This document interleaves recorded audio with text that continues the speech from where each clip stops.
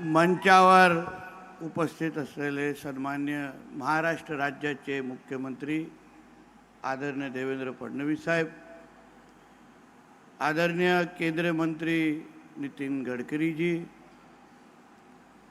सन्मान्य खासदार राष्ट्रवादी काँग्रेस पक्षाचे प्रदेशाध्यक्ष सन्मान्य सुनील तटकरे जी, भारतीय जनता पक्षाचे आमचे प्रदेशाध्यक्ष रवी चव्हाण साहेब, मंचावर उपस्थित असलेले आदरणीय राधाकृष्ण विखे पाटील साहेब, सन्मान्य उदय सामंत साहेब, सन्मान्य आशिष शेलारजी, सन्मान्य आमचे प्रवीण दरेकर साहेब, सन्मान्य प्रसाद लाड साहेब, सन्मान्य आमचे दीपक केसरकरजी, सन्मान्य आमचे सर्व भारतीय जनता पक्ष, शिवसेना आणि राष्ट्रवादी काँग्रेसचे पक्षाचे सर्व प्रमुख नेते मंडळी, आज आपल्या आदरणीय राणेसाहेबांच्या 75व्या वर्षाच्या पदार्पणाच्या दिवशी हा जो कार्यक्रम आपण आयोजित केला आहे, त्यासाठी हे सगळे जे प्रमुख मान्यवर इथे आले, राणेसाहेबांना आशीर्वाद आणि मार्गदर्शन आणि शुभेच्छा दिल्या.